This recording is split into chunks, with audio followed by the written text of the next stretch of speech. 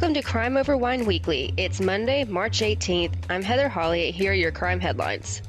A New Hampshire judge declared Harmony Montgomery legally dead last week. This comes after the 5-year-old's father was convicted in her murder several weeks ago. Her body has still not been found. Court documents show Harmony's biological mother requested she be declared dead so that she could pursue a wrongful death lawsuit. The Utah author charged with poisoning her husband may have had help from her mother. Eric Richens died from fentanyl poisoning in March 2022. His wife, Corey, went on to write a children's book about grief before authorities charged her in Eric's murder in 2023. Newly released court documents reveal investigators believe Corey's mother may have helped plan Eric's death.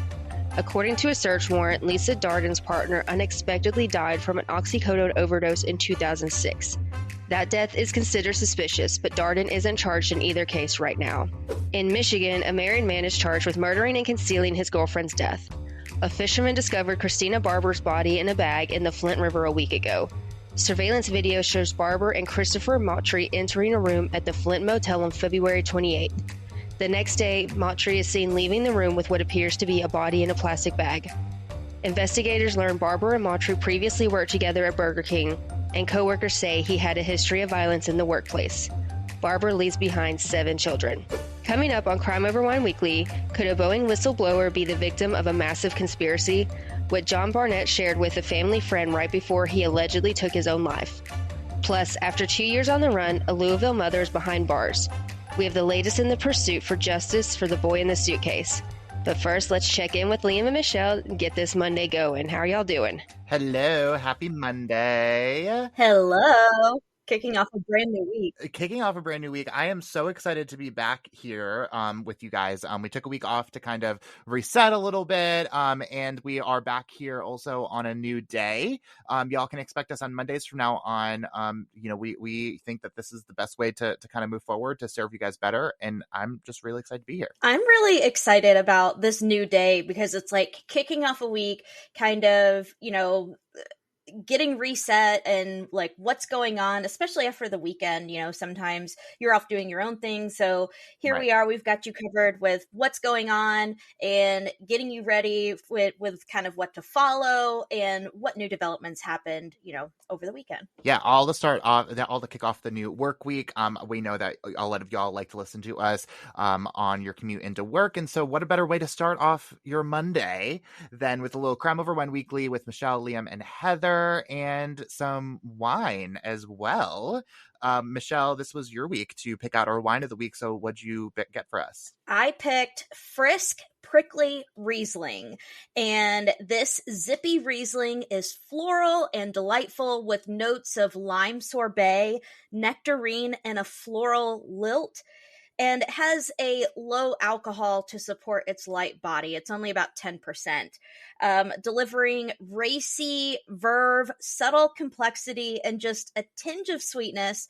It's a perfect companion for both sweet and spicy dishes, or just simply on its own. Refreshingly complex on the palate, it will make you wonder how you emptied your glass so quickly and have you reaching for another. So, are we ready? That sounds like my kind of wine. Y'all, listen, you don't have to, convince me to finish a bottle, for sure. But that's the fact that they're just expecting that from us. I'm like, these are my people, I feel like. I'm excited. All right. Excited. I'm not typically a huge fan of Rieslings either. Y'all know I like dry wines.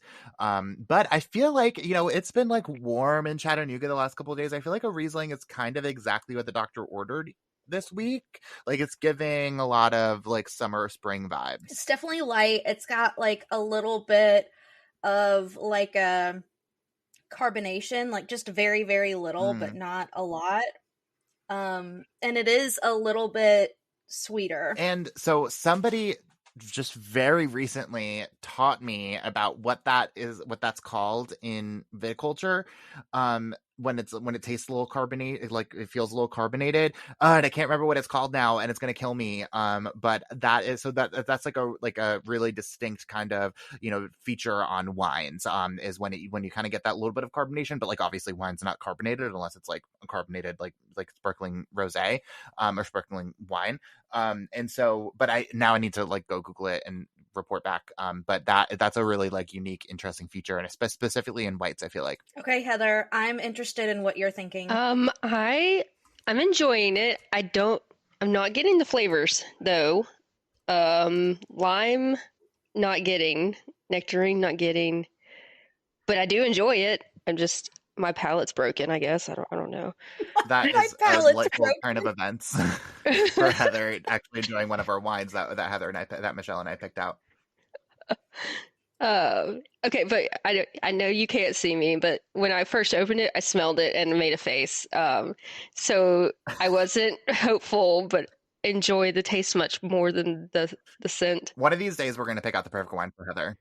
It doesn't smell very good. Definitely not like how it tastes.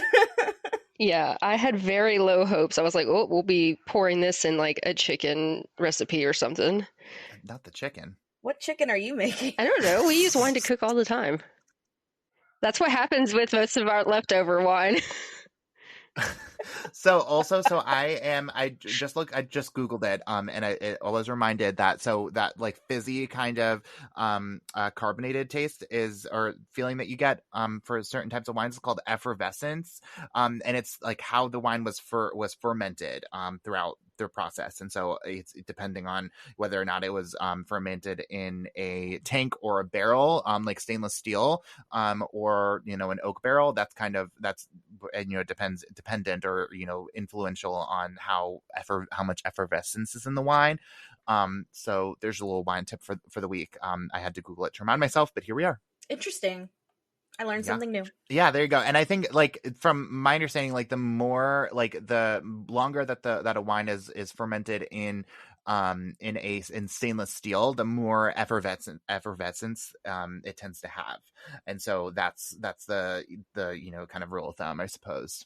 But so actually, speaking of effervescence too, I'm pretty sure that I learned this while I was recording this week's episode, because Amanda Trotter did our live show for the week, or did our live show a couple weeks ago, and then I just dropped that episode this past week in Crime Over Wine.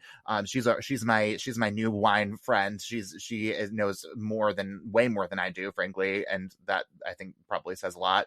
But so this week we talked about the case of Jamie Faith, who was a husband who was gunned down in Dallas, Texas, right in October of 2020, right in the thick of the pandemic. And so what did y'all, because Heather, you were at the live show recording, Michelle, Michelle, this was the first time that you heard this episode come out in Crime Over Wine. So I'm just kind of curious to kind of get both of y'all's reactions now that Heather has had some time to think on it, and Michelle, you're just hearing about it, very, very freshly. I really liked it, and I wish I could have been there, because I went to the first one that you did, and that was so much fun, and being able to sit with other people and also like kind of talk and mingle about like what's going on and feed off of you guys. Like you really get that in the listening to it. You know what I mean? Like you feel like you're there. Which is the next best thing if you can't be there, Right. Yeah. There you go. Yeah. Not everyone can travel to Chattanooga. But hey, maybe one day we'll be doing tours, the three of us, on Crime Over Wine, right? So everyone can get a chance, but, to hear us. But y'all will have to, everyone listening right now, will have to tell literally everyone about this podcast in order for us to get there. But so right now we're just chilling in Chattanooga, I suppose. But what a crazy intense case too, right? I mean, the details here I truly, when I was first reading about this, I was not expecting the twist to come toward the end. And again, go listen to the episode if you haven't, because you'll, otherwise we're about to spoil it for you. But I was not expecting where this whole thing ended up going at the end of this whole thing. Did y'all kind of piece together what may or may not have happened? No, it was very much like a made for TV type thing. It didn't seem like how it played out is like just like a movie, and now I'll never trust a man with an orange tea on his truck. Well, yeah, I think you're gonna have a hard time in Tennessee then, girl. But I think you probably already figured that out. I just don't understand how a woman can manipulate people the way that Jennifer Faith did. And the fact that she has done this to multiple men in her past, it's kind of like, what mental illness is there or something like that? Like, that's insane to me. And it's tragic how dangerous it all turned. Yeah, and I keep going back to also like Darren's past too, Michelle. And so like because he was an army veteran, a Green Beret, and like only got, like left the army because he had a traumatic brain injury. And so like I keep going back to that fact of like, was he even in his right mind? I mean, obviously, I mean, you have to be like a certain level of whatever to like think that, murder is the best option here. But he clearly wasn't in like the the right mindset to like make a a logical decision. And it almost makes me wonder like how traumatic the brain injury was, and like how much Jennifer knew that how traumatic his brain injury was, to kind of manipulate that. And then to like how, besides that, how insulting it is, and this is a totally different podcast, I feel like, but how insulting it is to like actual victims of domestic violence, who have been through this and like actually feared for their life on a regular basis, for her to just like make up the story is sickening, on that front as well. And for her to like loop somebody else into this whole thing to like do her dirty work, for lack of better words, is evil as far as I'm concerned. And I believe, if again I probably should know this, but I believe she was sentenced to life, and so she certainly deserved that. To save her own life, essentially, she will spend the rest of her life in prison.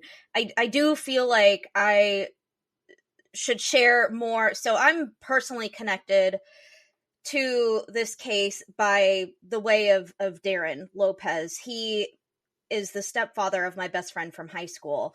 My best friend and I, we cheered on the cheerleading team together.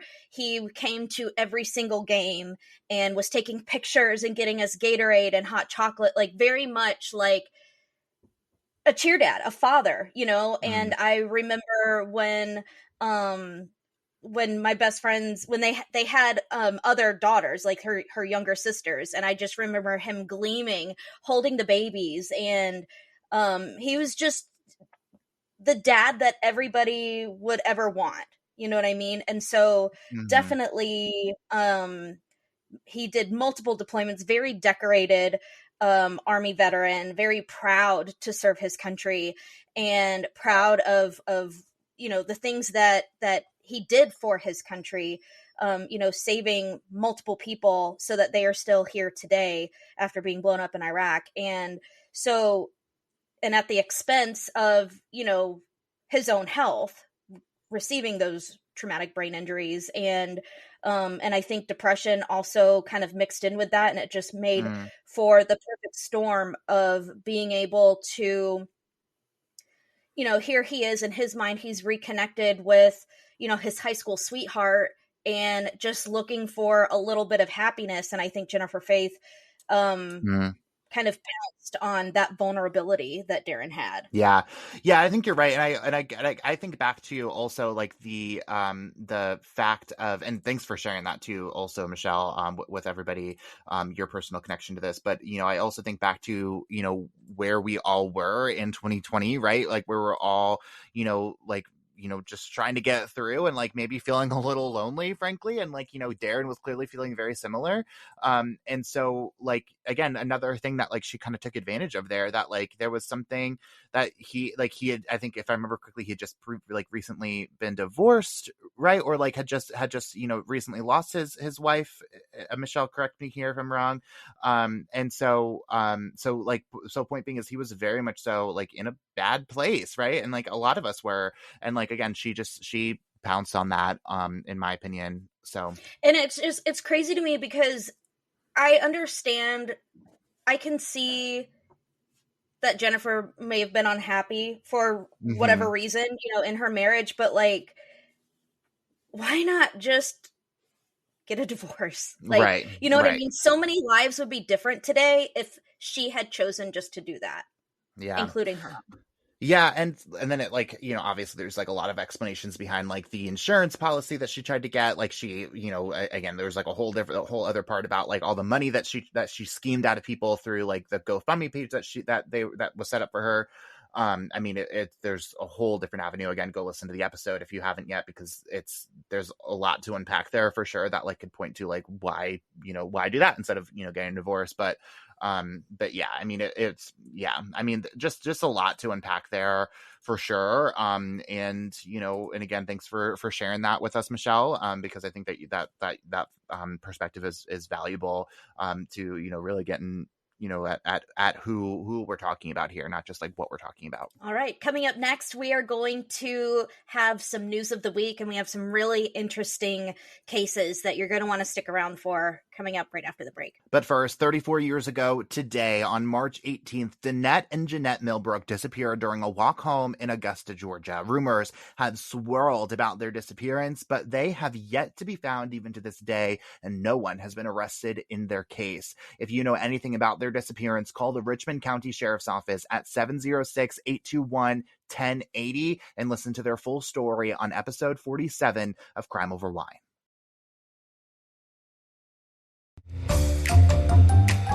Crime Over Wine is sponsored by BetterHelp. As someone who's used therapy for years, I know that finding a therapist can sometimes be a stress on its own, juggling your full-time job, your family, your friends, your podcast, and trying to find the right therapist on top of that can almost feel impossible. That's where BetterHelp comes in. BetterHelp matches you with a therapist that works for you on your terms. It's online, it's remote, and by filling out a few questions, BetterHelp can match you to one of 33,000 licensed professional therapists in as little as a few days. And because finding a new therapist is a lot like finding a new bottle of wine, if you don't jive with your therapist, you can easily switch to a new one at no additional cost. You can get 10% off your first month of BetterHelp by going to betterhelp.com/crimeoverwine. That's BetterHelp, HELP.com/crimeoverwine for 10% off your first month. Join over 4 million people who decided to get help and get happy with BetterHelp.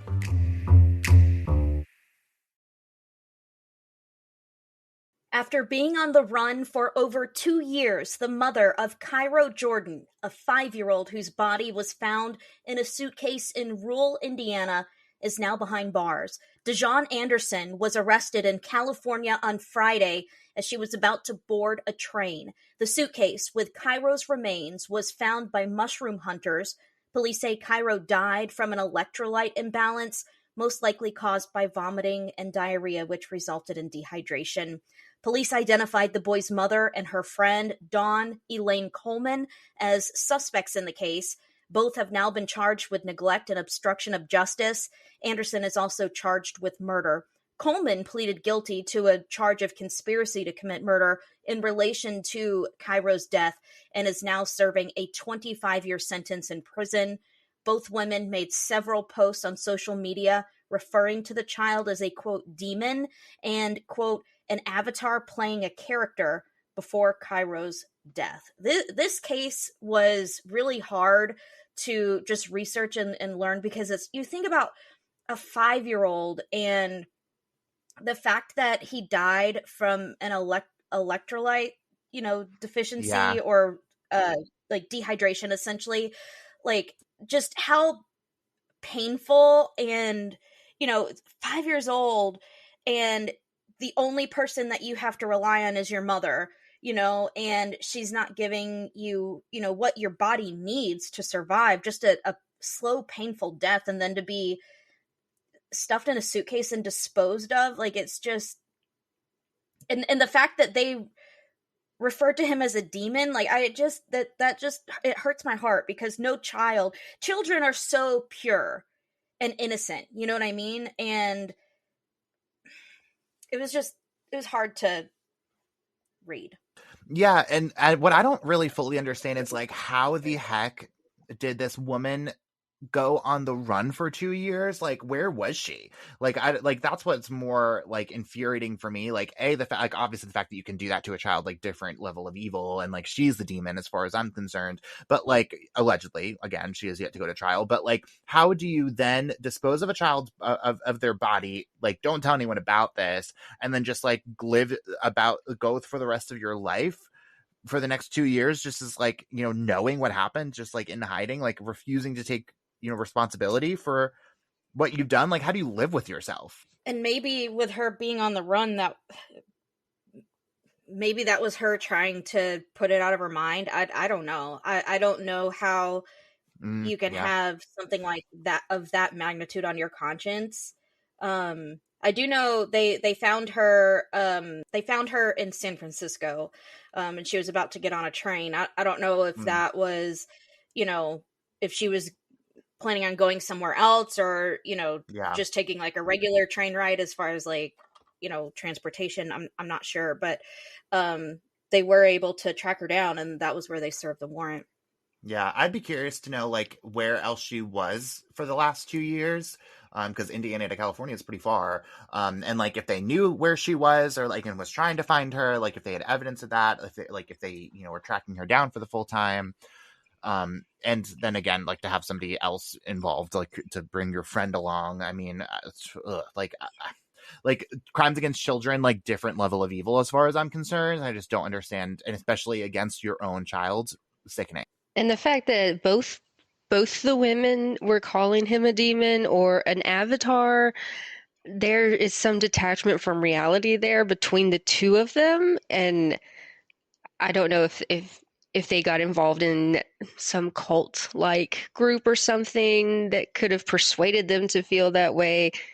But for a mother to call her child that and then also have a friend that she's convinced or also believed on her own, they're they're not all there. Like they can't be all there to be that drastic in their opinions of a young child and his behavior like that. Like, have I jokingly called my children little demons when they stand and scream at me because they're tired? Yes, but I know that they're just tired children.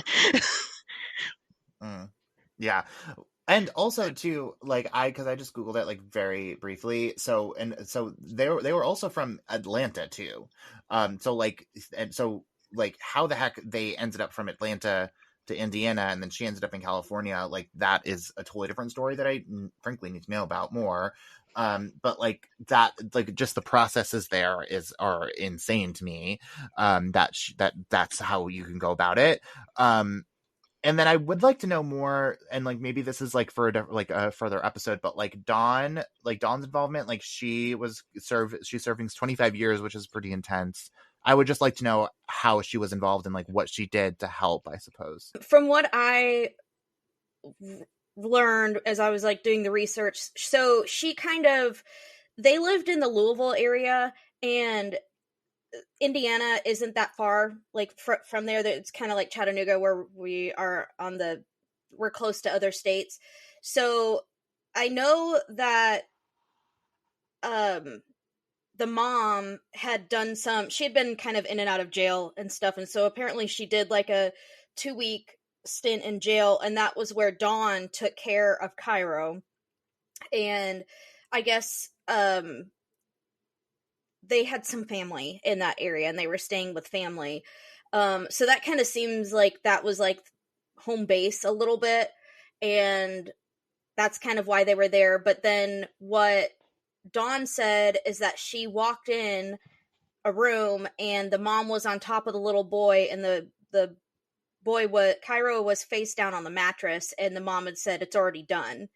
And that was when Dawn helped her put him in a bag and then in the suitcase, and then they drove out to this rural area in Indiana and tossed the suitcase, and then they also tossed their cell phones apparently in that same area. And that was when then a little bit later the remains were found by the mushroom hunters.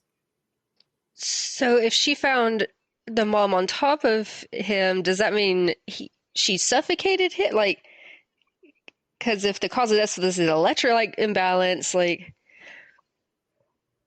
Did she hold him down so he couldn't sit up while he was vomiting and he choked? Like, that's where it's vague. That was again like those details just come directly from her, so unsure. yeah. Not it's not totally clear, but I think it, regardless of whatever happened, it just sounds like the condition of that little boy, like he couldn't fight back. You know what I mean? Especially and being 5, like just Yeah, he definitely was suffering in his last Oh yeah. days, weeks, months, and I mean, also emotionally, I can't imagine the mental and emotional pain he had to feel because there's no way he understood what was being said about him or why they felt that way. Or yeah. if he even knew that what was happening to him, right? I mean, like a lot Yeah. of kids, like, just accept, like at 5 years old, right? Heather, you know about this, right? Like you are just like being told like what your parents, like what your like parental figures are, or expecting to do, and what you're following their lead, and like maybe this is just what they thought being like a 5-year-old was like, is that like that you're not given your proper the proper nutrients that you need, or whatever it may be. Like you just rely so much on your parents, and that's what gets me so angry, is that like you rely so much on the adults in the room to like to learn what life is supposed to be like, or for basic things, right? Like for food, for that kind of stuff. Like he couldn't go to the grocery store himself and get what he needed. Like he didn't know what he needed, he didn't have the opportunity to get that. And that's what always makes me so angry about these types of situations, is you just rely so much on the adults in the room to do the right thing, and to show you what the right thing is. And the fact that he just didn't get that, it destroys me. Yeah, at that age you only know what you know, and Mm-hmm. What you're taught, your yeah. brain isn't developed enough to question that. You know what I mean? And you just have this instinct to trust your parents, your caregivers, who's raising you.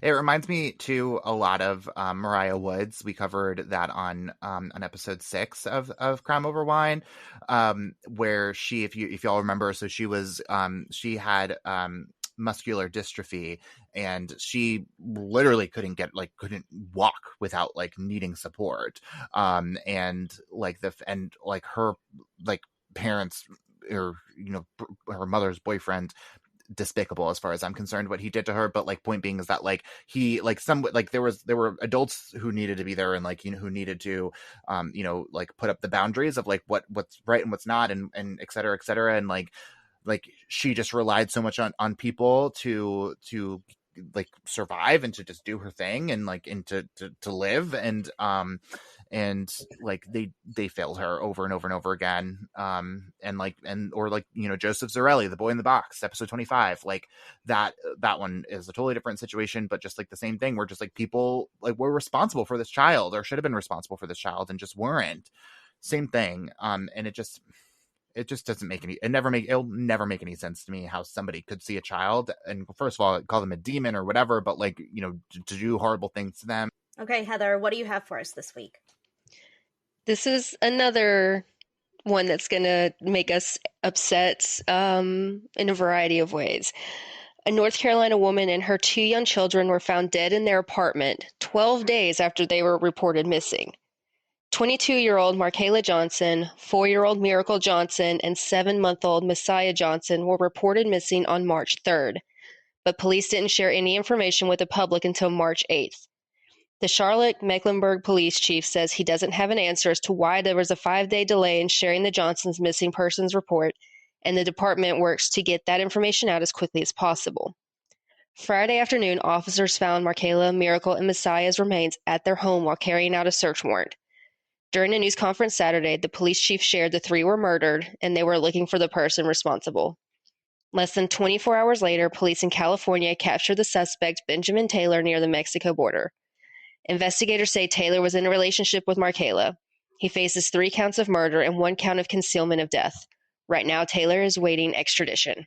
Wow. I mean, just the fact that they waited to share any information, but I mean, I'm glad that they did find him before he crossed over into Mexico. Yeah, and so right now the details of how they died haven't been shared. Um, Reports specifically have said remains and not bodies, but not sure that that's just media quoting a release or vice whatever. But they like was it a slow death? Could they have been saved if police had gotten there sooner, or what? But at least they had the search warrant and checked that day. Another day later, and he would have been gone. Yeah, I have a lot of questions about this, Heather. So, do we know do we know who reported them missing? And no one reported specifically who it was, but her family was at the news conference Saturday with the police chief. So it kind of sounds like they filed the missing Okay. report. Okay, so I guess if it's like a full family, I suppose, and then like maybe that makes a little bit more sense because I always think about right like me like as the frequency of me getting in contact with my family, like I feel like if nobody really heard from me or like I didn't really respond to people for like a week, like that is probably like a good amount of time. But like a full family, right, where it's like your children, you expect like a mother expects to hear from their children after a certain amount of time and vice versa, and like they just kind of stick together. So like that, like 12 days sounds a little intense for me, but also so like the fact so like uh, like I just have so many questions for this the police department also, and it sounds like maybe they even have questions for themselves. I feel like that they should be a little bit more like upfront about like what exactly happened here, but like the fact that they were found in their own apartment like after waiting so long, that doesn't make any sense to me at all because it feels like that should be the first place you go after someone's reported missing. You would think so. No? Yeah, so from the pieces I'm putting together from a variety of reports, it was it seems like just like red tape that they had to go through this process on the police side of there was the missing person report. They talked to the people who last saw them. They cold case, not cold case, missing persons investigators ran all of their leads. They looked into all of the reports they got from tips after they posted the missing person information. And after they exhausted all of those efforts, they were able to get a search warrant to go into the home. Well, sure, but like also like if you are reported missing, like that to me triggers a welfare check. No, so like I don't know, maybe they did like maybe that's just like they can't enter the home even if they if nobody's letting them in. So like sure, but like it just feels like there should like they're just like there's it feels like a little bit of like like failure frankly of like some that like maybe like you said Heather, maybe if people someone did respond earlier, then we would know like we wouldn't have been able to save somebody. Like who knows how like, and I don't know, or maybe not. Again, maybe they what they know about this situation that they haven't shared with the public yet is very clearly like a situation where like there was really nothing that could have been done. But it just again I like you said I'm getting angry about this, and I just always get like upset over like it just like, and I know there's like a lot of red tape that goes into this that like is beyond this like true crime policy anyways, but like it just I always say that if somebody's a little bit out of their normal pattern, like that should be enough in my opinion, right? Like because if somebody has a normal pattern, then like that then and they're out of that normal pattern, then that's weird for that person, you know what I mean? But like what's weird for me might be not be weird for you, like sure, but I don't know, it just feels like they dropped the ball a little bit here, and like again like they should have a little bit more ownership to it.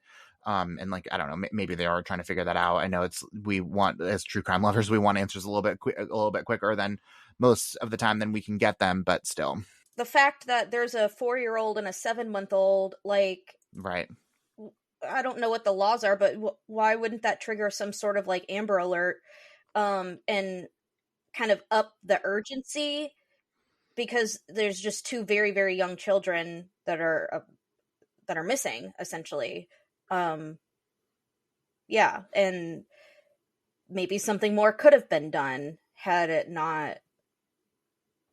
I agree with you. It's maddening. Yeah. Well, and that's a good point too. I didn't even really think about that. Like the fact that they are minors, like triggers, like there are laws in place that say, I don't know about it, the laws in North Carolina, but there are laws, and I think it's a federal law that says that if a minor is involved, you have to investigate that right away, like regardless of the circumstances of the situation. Like you have to investigate that right away. And so especially a 7-month-old and a 4-year-old, like you would think that that would be like right away, like let's figure out what's going on here. But again, I mean, I guess you can't just like barge down the door. So like I don't know, I don't really know exactly what their options were, but it feels like the options were a little bit more open than what they're making it out. Something that the police chief did say during the news conference this weekend was that they didn't know what they had until they dug deeper into the investigation. And to me, that kind of feels like we didn't take it as seriously as we should. Right, which again, like this is like I just have to say it because we say it all the time, and it proves itself to be true over and over and over again. Like this, it's a black family, and so like I have to imagine that if they were a white family, it may have turned up a little bit different. I like to imagine that it wouldn't, but like I have to imagine that it would.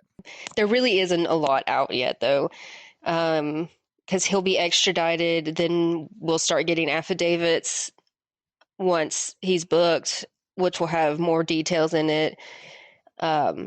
Medical examiner hasn't even looked at the bodies yet. So it's still really early in the investigation. I am pretty impressed that, like, impressed isn't the right word, that they find the bodies, name the suspect, and get him when he's about to cross the border. So that was pretty fast turnaround there. I mean, if you're crossing the border, like that triggers something, right? Like you are put into a system, and like a big red bar pops across. But I don't know, like I'm not really giving them a whole lot of credit here, frankly, because I don't really feel like they deserve it, in my opinion. But well, it kind of makes you wonder, like, what maybe, like, did he tell family or something, like maybe another story, or even police maybe, like early on, to where they didn't take it seriously enough, and then that gave him time to like kind of plan his like escape plan, essentially. Or I wonder if like she might have like a history of kind of like leaving or going off the grid. I mean, I'm just trying to think of it from maybe like the police perspective. I mean, that doesn't make it okay, but you know, the fact, like Heather, like you mentioned, you know, they didn't realize what they had on their hands until they looked further. Yeah, and that's fair, and that's a decent point. Like the fact that like maybe this was just like in her normal behavior to like not be around for a week or two at a time. And like again, to that point too, Michelle, like maybe there was a story out there that led them to like think that this was normal, or there was no there, whatever it may be. So like that's a decent point.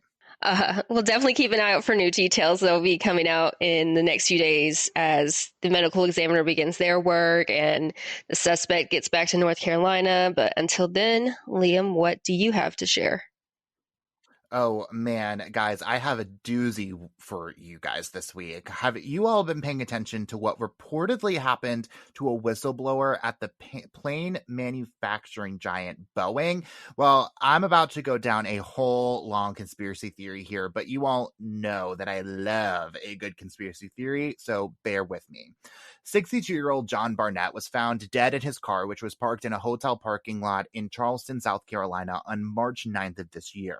The coroner ruled his death a suicide by a single gunshot wound to the head and said that he was found with a pistol in his hand. But there have been some serious red flags raised surrounding his death because of the significant concerns that John raised years before he had died.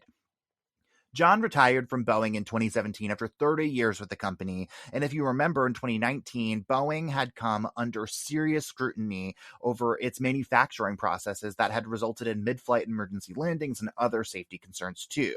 Well, as part of that scrutiny, John had spoken publicly about concerns he had about Boeing's manufacturing processes, including stressed workers who had been placing ill-fitting parts onto the Boeing 787 planes to meet their quota, and that testing of the emergency oxygen systems showed that 1 in 4 emergency oxygen masks wouldn't work in the event of an emergency.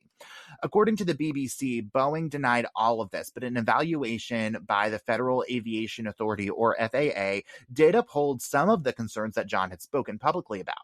Now, a big reason why John's death is being scrutinized as it is because, again, Boeing is being criticized today for issues with its planes. If you remember earlier this year, a door blew off of a Boeing plane shortly after the plane took off from the airport in Portland.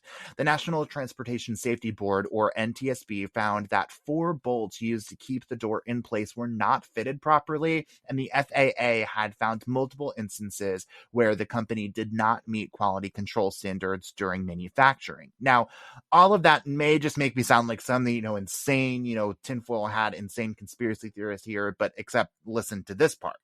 Last week, WCIV, the ABC affiliate in Charleston, spoke to a close family friend of John's and reported that John told her something cryptic shortly before his death. The friend, who only wanted to be referred to as Jennifer, told the TV station that John said, quote, "If anything happens to me, it's not suicide." And this was in the same conversation as them talking about an upcoming deposition he had about the whistles that he blew back in 2019 about the alleged manufacturing issues at the plant. And listen, y'all, again, I may sound like a huge conspiracy theorist here, and I'll, if I'm wrong, pin me to the board kind of thing. But I don't put anything past these really powerful rich people to, do whatever it takes to to uphold their reputation and, protect their cash, and also to, to hold people responsible or, accountable or whatever for, making them look worse than they want to look. And again, no one at Boeing has ever been has been even framed as a possible suspect, at least not publicly, as a result of this death. And it is very much so ruled a suicide at the current moment. But the Charleston police department also said that they are still very much so investigating it. It's still very much so open, even though it's been ruled a suicide. I'm sorry, but if you tell a friend, if I die, it was not suicide, I'm going to, and then you die, and they say that it's suicide, I'm not going to believe that. I am not going to believe that, especially with this whole situation that he had on his shoulders for trying to step up and do the right thing. I don't think it was suicide. Yeah, no, I'm no 1000% no. I'm on team. There's something very much so fishy here, and also too, I just have to say Charleston, the Low Country, has some weird stuff happening. Again, do I have to mention Alec Murdoch? There's just a lot of really deep, old money down there that an old tricks kind of thing, and it just would not, I don't put it past anyone down there to do something, a little shady as a result of this, of this horrible, whistleblowing, attempt that John had made. And because if you say that kind of thing too, Michelle, to that point, if you say that kind of thing, you have to have good reason to do that. You have to have really good instincts to do that. You don't just bring that kind of thing up out of thin air just because there's something, you think there's something weird kind of happening or whatever, just because you have to feel it in your gut that your life might be in danger. And he did specifically say, to be fair though, Jennifer told this reporter that she said that John said that he wasn't afraid for his life necessarily, but he did but in that same breath said something along the lines of if something happens to me, it's not suicide, period. I mean, for people who have as much money as the Boeing executives have, one life is not a drop in the bucket for them. Human lives are pennies for them, so I wouldn't put it beyond someone that wealthy to silence someone. Yeah, and again, I go back to like the fact that these like companies who like again like they go deep, like the people who run these places go deep and like have connections, like know the people, and so and it's worth it, right? Like and there, like I could see how it could seem worth it anyways to like make someone go away, just to protect the brand, like to protect the thing. And then it makes me wonder too, like what more is there, right? Like again, like this is I'm already have like my whole thing about planes and stuff, which is again a different podcast. But like what else is there that you're thinking about that makes you that like is worth doing that like isn't already out there, right? Because like the one thing that can happen beyond that, if it's really this big conspiracy that we're all talking about here, right? Like the only thing that can come of you making that person go away is just more scrutiny, more conspiracy. You end up as a subject of a podcast, right? And so like what could be worth that? Like what else is out there that could be worth that if we're really going down this big long conspiracy path? Well, and also like what happens to the case now, now that he can't go and testify in this deposition. So like what happens? I mean, obviously, like he had been talking for years, I think what he brought this up in like 2019, so there's obviously like documented stuff, but it does make you wonder, here he was stepping up and doing, trying to do the right thing and share what he knew, and now he's not here anymore. Yeah, and to that point too, John's lawyers very much so said that they plan to continue on with that deposition, so that way they don't have to, so this is not going to make his complaints or his the whistles he's blowing go away. And they've already, I mean, it's been 5 years since he's made these concerns public, and so he's very much so like expressed that fully. It's going to obviously complicate some things, right? Because you if you can't scrutinize it, if he's not here to scrutinize it in a trial, so to that point. But then again, I also say, what comes down to like, John's death specifically, the Charleston Police Department very much so says that they're looking into this. Like they're not, they're just like taking it, at face value here. So like, and who knows what they'll end up coming up with.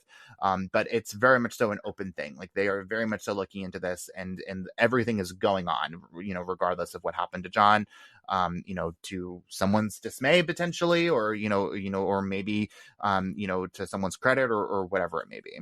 Has there been any mention of a note or anything left behind, or just the cryptic message to the friend?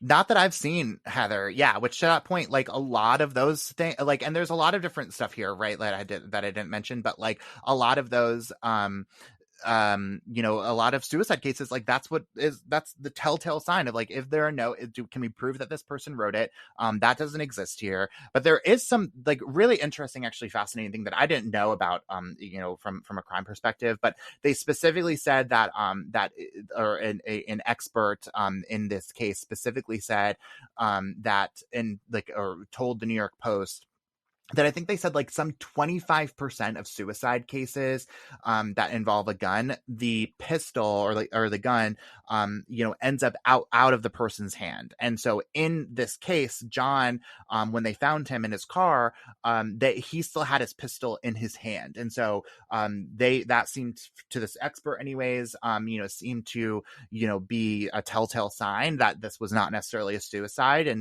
maybe was a little bit of a blunder on behalf of who may have killed him. Because they, put it back into his hand, just thinking that that's just what would happen. But like, scientifically speaking, that's not what happens. And so that's really interesting. Again, it does happen occasionally. So like, take that with a grain of salt, I suppose. But then there's also the fact that other employees too also raised similar skepticisms to media outlets too. They said that, that they're not totally convinced yet that they, that John, that killed himself, because based on what they know working for Boeing, they know that John had made some, quote, very powerful enemies as a result of blowing the whistle and all this stuff. Again, 2 years after he retired. So I mean, I put a lot of stake into that. Again, the people who know him the best saying that something isn't right here, I put a lot of faith into that as well. And then there's a couple other details too that I didn't mention that I'll just kind of briefly mention and kind of rapid fire here. But so the police department said that there's some like weird stuff about this hotel as well, because again, John like lived in Charleston, so I don't really understand why he was staying in a hotel, but like maybe that's just beside. But the police department said that he had actually just extended his stay in the hotel by, I believe, a day up until March 8th. And so he was seen on surveillance camera leaving the hotel that morning on March 8th, as he should have. But the staff also says at the hotel that he ate dinner at the hotel that evening, that they saw him at the restaurant, like beyond when he should have been staying there. And that they also found his driver's license still in his room. And so like other weird things, like, again, I guess if you are going to commit suicide, maybe you don't really care about your driver's license, but like just a lot of weird things that just like aren't totally adding up perfectly to like what we know for sure about John, which again was that he was supposed to leave the hotel that morning and he didn't necessarily up to the point where like they literally found his driver's license in his room beyond when he should have been staying there. I don't know what to think of that. Yeah. I mean, it could go either way, I think, potentially, but I don't know. Again, y'all better believe that I will be keeping you guys updated on this. I'm obsessed almost as much as I'm obsessed with Kate Middleton, which I'm, much to my dismay, we're not talking about in this episode. But I have a lot of theories there. I will be keeping y'all updated as this one goes on, because there's so much to talk about for sure. But coming up next on Crime Over Wine Weekly, where is Sebastian Rogers? The 15-year-old with autism disappeared from his bedroom in the middle of the night. The latest in the search out of Middle Tennessee when we come back. Plus, authorities are searching for a North Carolina teen who's been missing for more than a month. What LaQuanda Robinson's family thinks happened to the 15-year-old girl.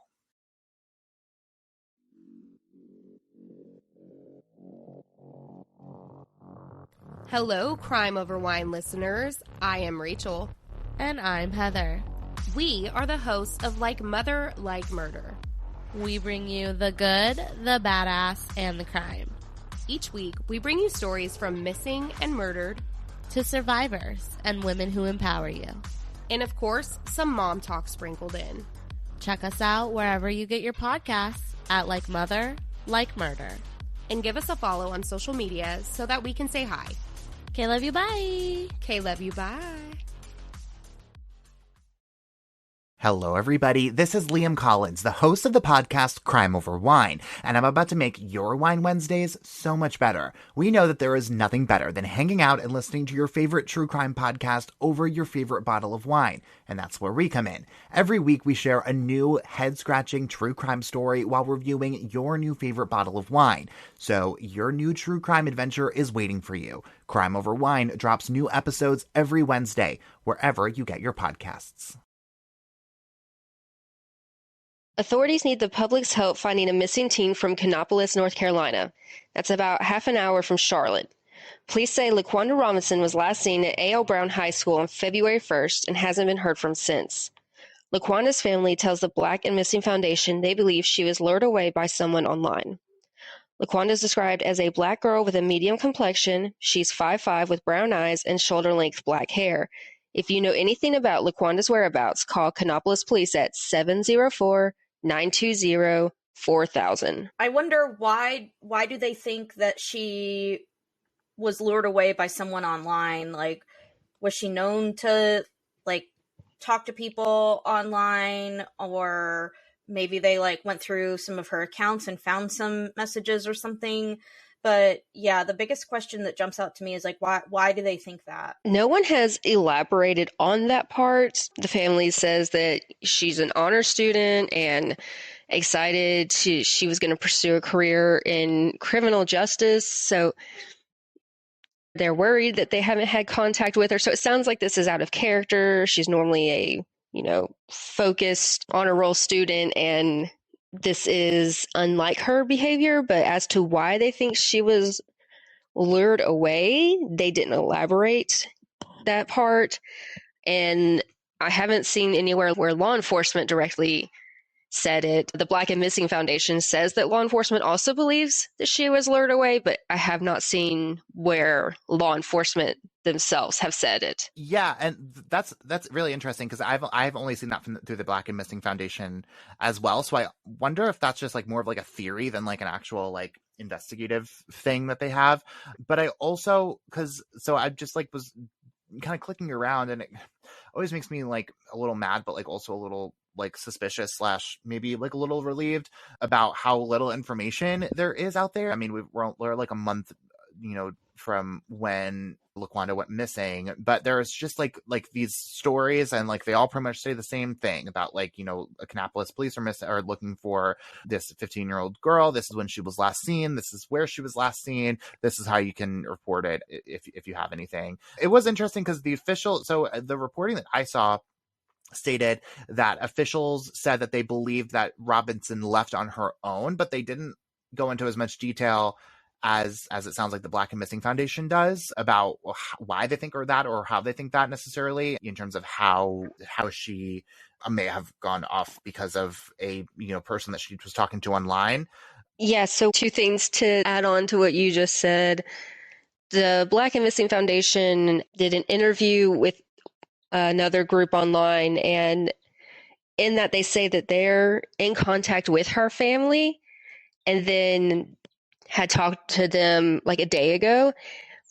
But when you go online and you look at her name, and the news reports that do come up are just quick web posts from a release.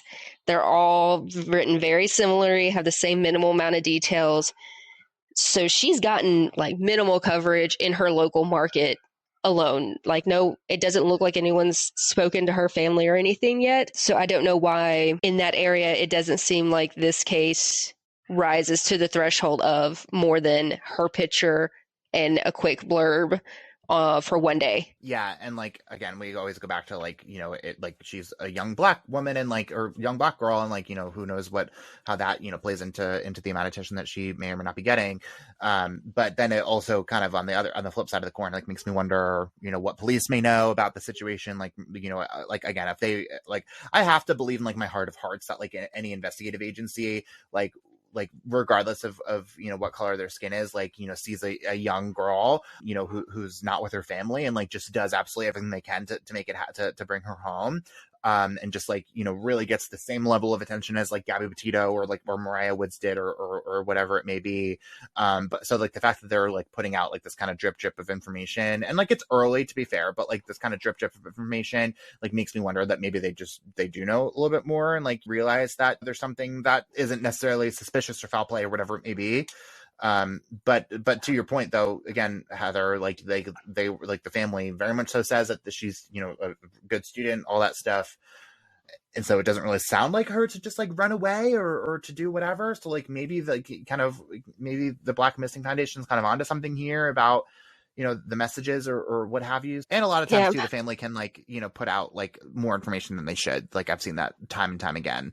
So like maybe they do know about these messages, and maybe police haven't put it out for a good reason, but family did. And whether that's the case or she's a 15-year-old girl having a rebellious moment or whatever, just hope that she is found and is safe. That's fair.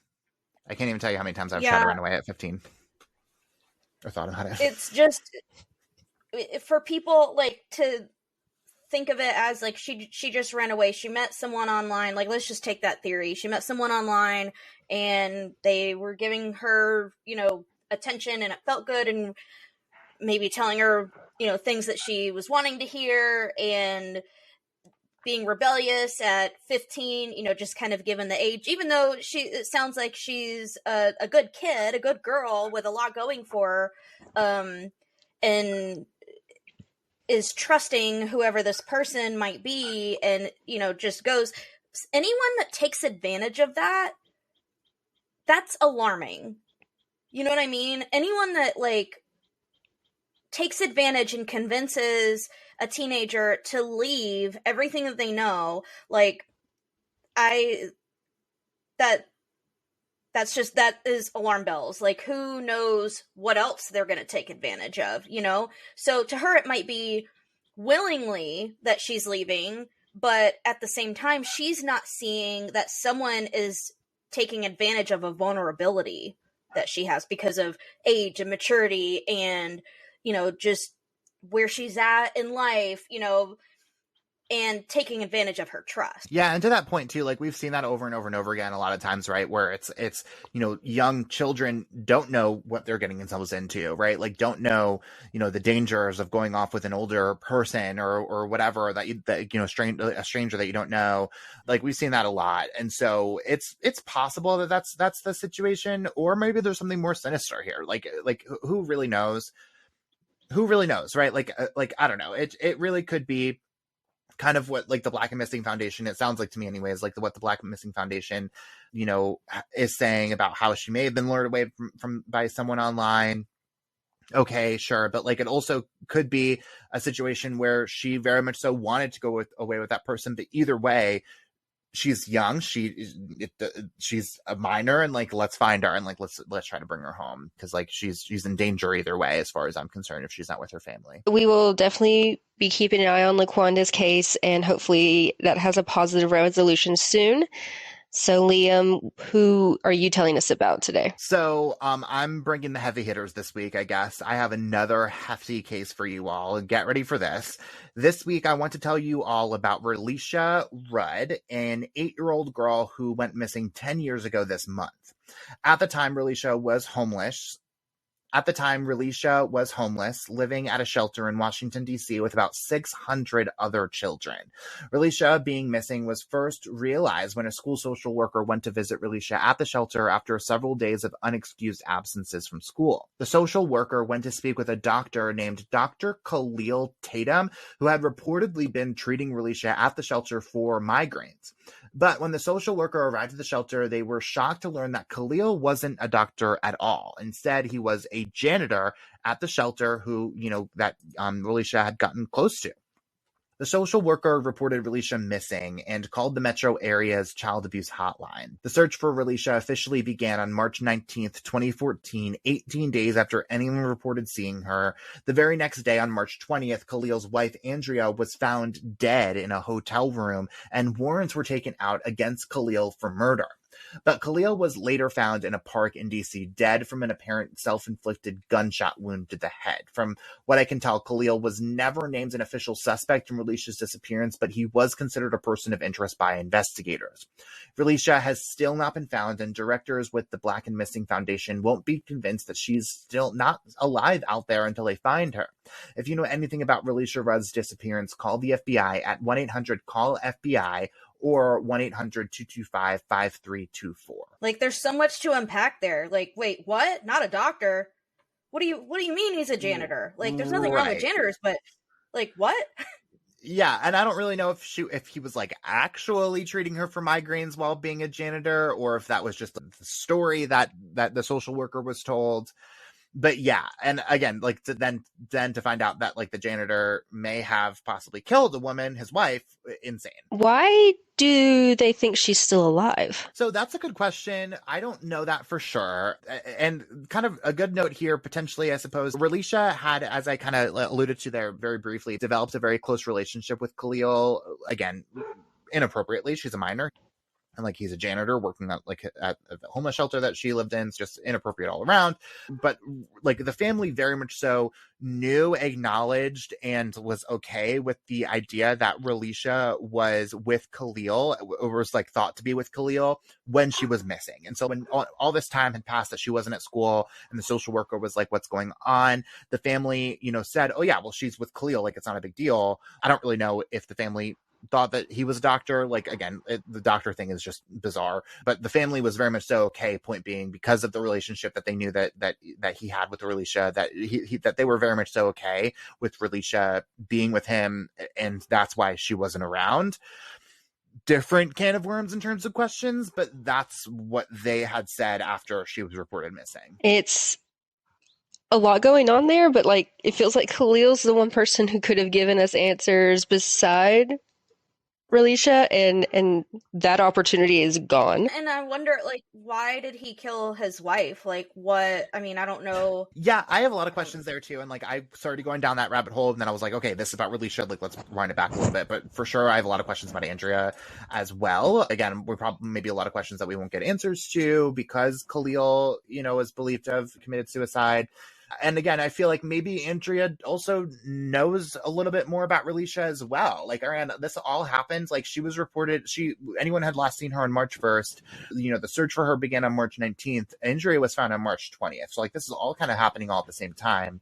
Maybe Andrea knew a little bit more about Relisha. Like, maybe there were clues that lied with her as well that we just don't know yet. But yeah, I don't really know why exactly they think when the Black, again, like going back to what we were talking about before about the Black and Missing Foundation, like the Black and Missing Foundation very much so was the one floating this idea that like, oh, we don't really know, like she may still be out there, like she may still be in California, or like, maybe, like, who knows.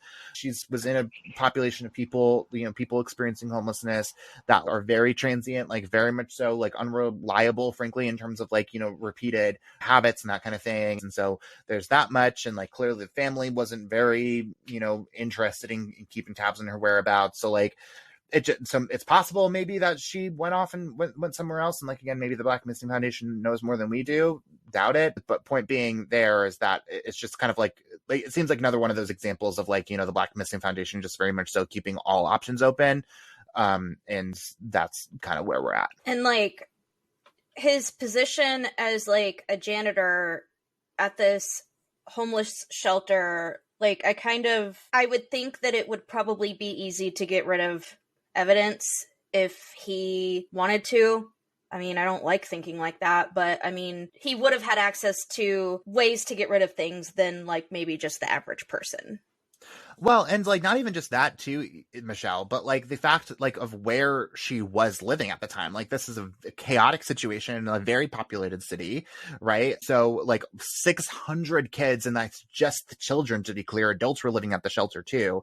So like there's a lot happening, right? Like there's a lot of people in and out constantly, and like it would be to that point, like it would be very easy to, if a child goes missing, to kind of cover up evidence and move on from that. And so it wouldn't necessarily, regardless of who did it, right? Like it wouldn't necessarily surprise me that ended up happening.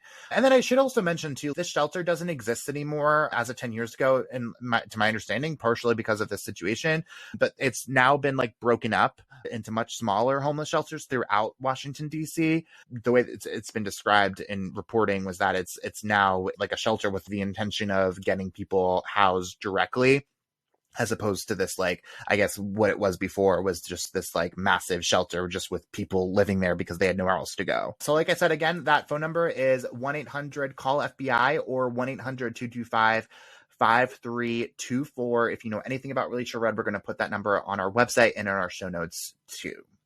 But Michelle, what you got this week? So it's been 3 weeks since 15-year-old Sebastian Rogers disappeared from his Middle Tennessee home. The teenager with autism disappeared from his bedroom in the middle of the night.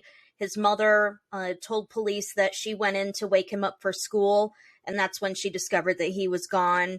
They believe that he is barefoot and may have taken a flashlight, but that's all that they are saying that they found. Now, multiple agencies and crews have taken part in this extensive search. They've covered more than 2,000. And despite their efforts, I mean, they've been on the ground, they've been in the air.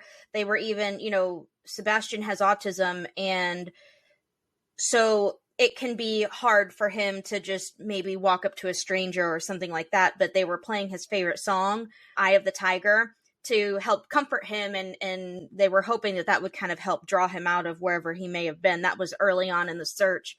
But despite everything that they've done, there haven't been any clues as to what happened to Sebastian. They haven't found any video. The TBI, they've analyzed home surveillance video, Ring cameras, cell phones of his mom and his stepfather, and then even his father. They've even went into Sebastian's gaming system to see if like maybe he was talking to anybody. There's been nothing, which is odd. That's what the TBI says. Now, crews searched a landfill just over the state line in Kentucky, and the reason why they searched that was because that's where the trash in the neighborhood is taken. And they said that they didn't have like any specific reason, but they were just not wanting to leave any stone unturned. But that turned up nothing. This case has kind of been overshadowed a little bit here recently from another pretty big missing persons case that's going on in the Nashville area right now. But at the end of the day, you've got a 15-year-old with autism, and there's literally been no clues as to where he went. I mean, how does a teenager just disappear in the middle of the night?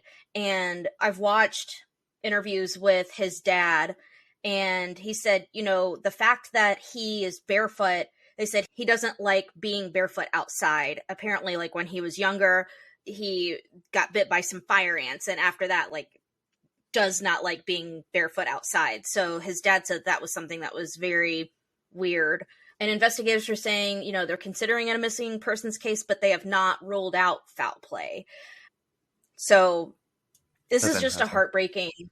Yeah, this is just all a heartbreaking situation. And since they don't have any clues, like they, nowhere to focus their search, they've kind of scaled back a lot. But they do say that they've been following every tip that comes in, and they've been re-interviewing, those closest to Sebastian and people that he's interacted with, just to see if something might jog someone's memory and help them. Yeah, we've been talking about this for a couple weeks now, Michelle, the three of us, and like I just have a bad feeling about this one. Like I can't really put my finger on it necessarily, but I just don't.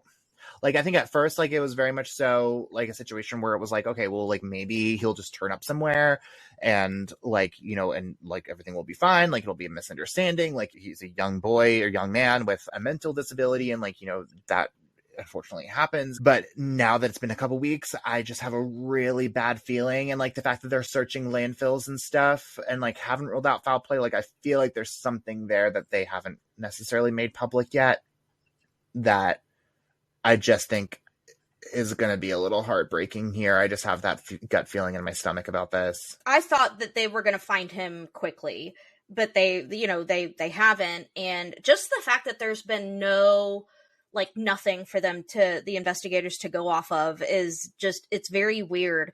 And alarming, like this neighborhood, just like any nice neighborhood out there, there's cameras everywhere, and the investigators have said that they've accounted for every car that was driving in the area or parked in the area. There's just been nothing like suspicious, nothing that they can connect to his disappearance. So I think that's where they also kind of have to kind of work backwards and see when was the official last time that he was seen. You know what I mean? It feels like this case is going cold, and it's like, that's not what anybody wants. You know what I mean? Yeah. And like, certainly not for lack of trying, clearly. Like, listen, like the TBI, as far as I'm concerned, is like one of the best, investigative agencies in the world, because they work tirelessly, and like clearly 2,000 miles for this kid, that they've searched is incredible. Like, if it's true that they are just like searching this landfill just because, like, good for them. But so I feel pretty confident that like, if there's something out there, then they will find it, kind of thing. Because of how like highly I regard the TBI. But yeah, I mean, and like, especially like they're dealing with, this is a very intense situation. Like they're dealing with a very vulnerable type of person, right? Like someone with autism and someone whose behaviors are not as we would expect, as would have been how any of us would react to a situation. So like, who even knows what that means, right? Yeah, no, I agree. It's just all very sus to me. I mean, at this point, is there actually evidence that he did leave the house? If he hasn't been on any video or anything, is there proof he left? I don't think there is. And I don't think that they've actually left the house, have they? I mean, they've checked the mom's and dad's phone records and everything, but if he's hidden somewhere in that house. And I think that might be why they were searching the landfill. Like, you know what I mean? It kind of like reminds me like a little bit of the Chris Watts case, you know, where what the Don't mention that man neighbor around like me, but had yes. the neighbor had like surveillance video of like his truck like backed up into the garage, and they said that he was like loading stuff in the back of the truck, which I think we now believe that those were the bodies, or at least the body of Shanann Watts, his wife. But so that I'm wondering if that's kind of what they were trying to see, if there's proof of any evidence of something like that. You know what I mean? Yeah, 'cause I just don't see any way that a 15-year-old with autism, who, if he actually did just wander off, manages to leave no trace of evidence. It's nearly impossible to do that intentionally. I agree. Yeah, like this is why like I just have a lot of questions, and like I just have a really bad feeling about Sebastian here, like regardless of I don't know what happened, but like also so I was just like Googling because I was like, because y'all know I'm curious, and so apparently so I'm looking at an article from the Independent, and apparently so WTVF, which is in Nashville, News Channel 5, showed home security footage that showed like two specks of light outside of the family's home, which is interesting. So, and again, so like the night that he disappeared around like 3:00 in the morning. And like, so I have like, so that's really interesting to me. And also cause again, like Michelle, I believe you said that he possibly has taken a flashlight with him. And if there are two flecks of light outside of the home, then that says to me that possibly he was following somebody. And like very clearly, like in this situation, there is like, so like I'm looking at a picture now of like the picture of the video that they put out there. And like, these are two distinct flecks of light that they're putting out there. Again, it's like basically black otherwise. So like, who even knows? But like, so it's very much so insinuating that the outlet at least is trying to put out there that it's possible that it was two different people, including Sebastian, if it really was. So yeah, I saw that Nick Barrett's got that video, and the TBI actually has put out a like kind of a statement about that. They said that many neighbors and businesses have provided video from home and business surveillance systems, and we're grateful for that cooperation. The video has been collected and from the beginning of the investigation been analyzed and enhanced when possible by tech experts with TBI, FBI, and Secret Service. To date, nothing significant has been found. It says, we do caution that some surveillance video being shared in the public may have been misrepresented or misidentified or not shown in its entirety. It has been determined that it does not hold any evidentiary significance to the investigation. So they're kind of saying there that to me, they're saying like, no, that video doesn't really show anything. I don't know, because I saw that too, and I was like, maybe this is something, like maybe this is it, but they're saying no, which I don't know. Well, that to me though sounds like it's not necessarily them saying this specific video. Correct me if I'm wrong though. Like that's how I read it or am hearing it, is that it sounds like it's like they're saying that it could be, or it could, or like this could be it, or it could be like they could be talking about something else. No? Yeah, they didn't like specifically say that video, but I haven't seen any other video being shared in this case. Yeah, that's fair. So Well, that's why I believe that they are referring to that video, even though they didn't specifically say that. yeah, no, that's fair. That's very fair. Yeah, and I also have to say, like the public information department of the TBI like is very thorough, and like they like I remember from Summer Wells when they put out like a whole blog of, and like they updated like every piece of information that they had, like they put into this like big running blog, and it looks like they're doing something very similar for Sebastian. And so I feel pretty confident that like if there's information out there that we should know about, then they would put it in this situation. And so I will be monitoring this blog very heavily, is the point, because I'm very invested in Sebastian's case and I have a lot of questions. Yeah. So obviously we'll keep you updated here and on our social media pages about the search for Sebastian. But if you have any information about where he may be, what's happened with him, call 1-800-TBI-FIND. Man, action-packed episode, y'all. I know. A lot has, gone on, and it was even hard because we took a week off, just trying to pick, so much has just gone on, I feel like, in the true crime world. Yeah, well, that's why we should never take another week off ever again. The true crime world just blows up when we're not there to cover the stuff. So we have to be on it from now on, I suppose, and y'all can count on us to make that happen. So no breaks ever. No breaks ever. No breaks in crime. The crime doesn't sleep, neither do we. No rest for the wicked or us. Correct. Or or us. And or us. Thanks for listening, everyone. And if you can't get enough of Crime Over Wine, follow all of us on Facebook, Twitter, and Instagram. And we'll see you next Monday for the next episode of Crime Over Wine Weekly. And we'll see you this Wine Wednesday for your regularly scheduled episode of Crime Over Wine. Proud member of the Podnuga Network.